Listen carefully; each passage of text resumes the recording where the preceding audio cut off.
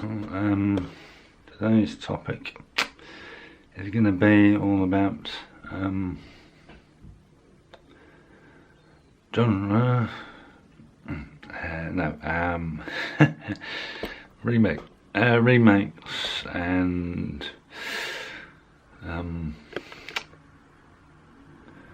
sequels, because it's another bone of contention in the industry that you get comparative insight or not into people saying yes, the original was better than the remake, and in certain cases that analogy has proved true over the years, I must say. Let's look at a few, shall we? We've got I certainly stick with the original version of, say, Total Recall from 1990 over its very dry remake. This year sort of marks 30 years since the third or second sequel to Rambo number 3. So you kind of went all out, literally, on spectacle grounds and political grounds, but I'm sure most people know those facets of that, but just as a reference point on that side. But yes, if people go down the sort of the Star Trek, for instance, or Star Wars route of sequels, you can certainly sometimes do better than the previous one, or you get a different audience response, for example, because somehow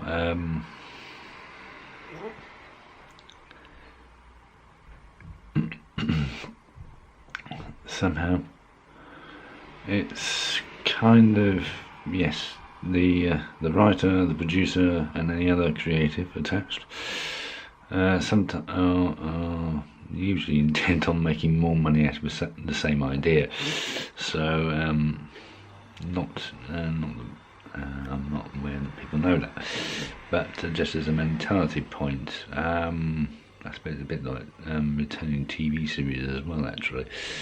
So similar concept, but different format, but same principle, really. So yeah, I mean, there's so many to pick, but I mean, as on a remake grounds, for example, yes, you don't mind that they remade the Magnificent Seven, because the original was universally understood, is admired that much. And the only major notable change is you up the violence, so it's a 12-cert this time, same length, same story, 12-cert. Okay, so yes, you sort of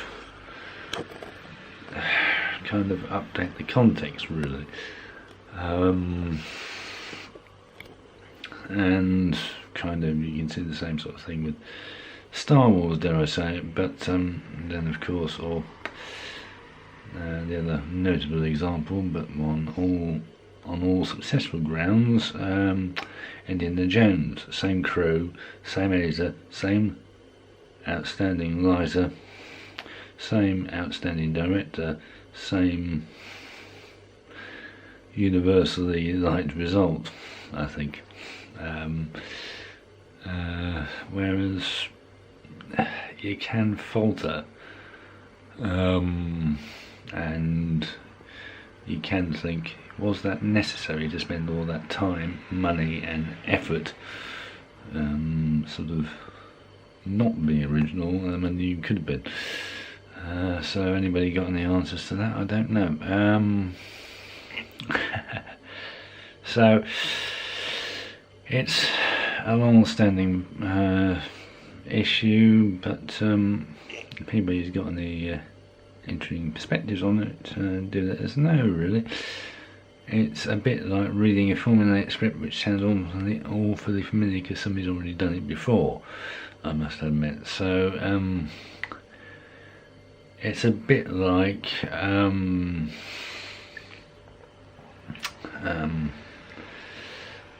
all sorts of factors, but as I said, remakes are something that either appears necessary or not. Sequels, as I said, it's usually they're a more viable proposition, really. I mean, as I've mentioned, and there's usually it's just that you're putting the same characters in a different situation, or anything like that.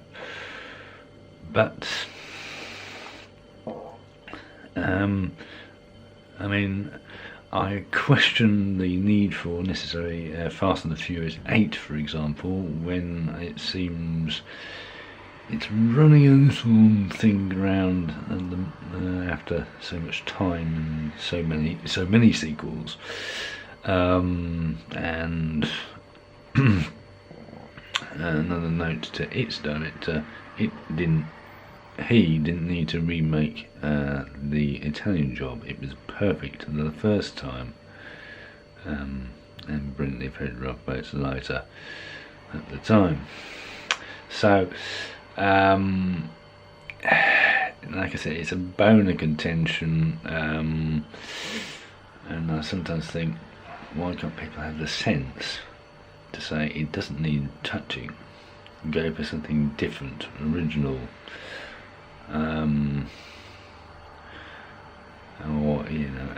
or you do a sequel to a concept, as I've said previously. You go as they did around time, they did Sweeney and then Sweeney 2 in 1978, and that was to capitalise on its popularity. But since they were finishing the 4th series at the time, it was also a viable idea, I must say. But then you've also got the other sequels, like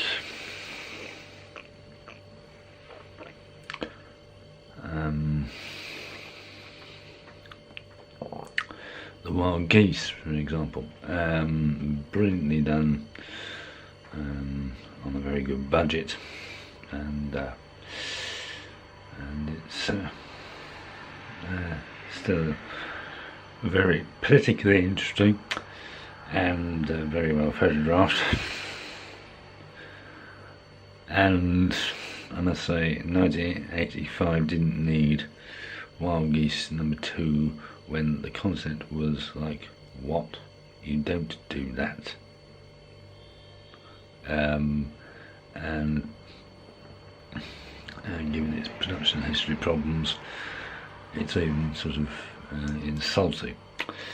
But and I think another classic example, just to round off, really, again, sort of thinking, why do people go for it?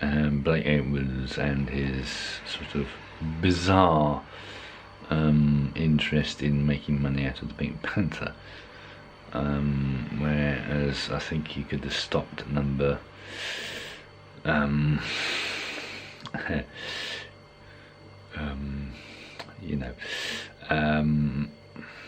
I think the later ones without him, it's almost insulting to the crew as much as anybody else, as is noted in places generally known. But I just thought, yes, that's taking it, just admittedly on the topic like this, just one step too far. So lesson to some people, maybe, but I hope everybody's found this quite interesting. It's, like I say, it's different from the gender politics that are going on. I don't care if you're male or female, just do the job. If you're an editor, do that. If you're a lighter, do that. if you're a producer, know your business sense, for example, and let departments make the choices and not some person who is being over its mine. It's like, I am aware of writer's intent and I'm happy to interpret it that way, but don't step on my toes. But as I say, it's a bone of contention as much as gender mixing crews at the moment, but equally, thanks again to Bet2 for the eyes half shut. It's something that I hope gets resolved in terms of reasonable hours, reasonable pay, and good results. That's what we're after, isn't it? Yeah, so not sure what I'll do next, but yes, interesting input on neo-noir, which seems to be going rather European at the moment, so I'm giving up for that, and we are kind of fine-tuning things as we go. Thanks to all those who've been looking at the YouTube channel anyway.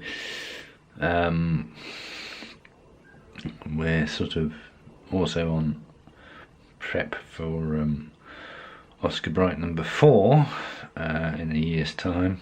We're doing a committee and kind of feedback working on and off, but that was a wonderful success. I think some people know that more than others, but as I say, I'm not sure what I'll do next on the topic, but do feel free to keep an eye on us. So, RBJT, sign off for now.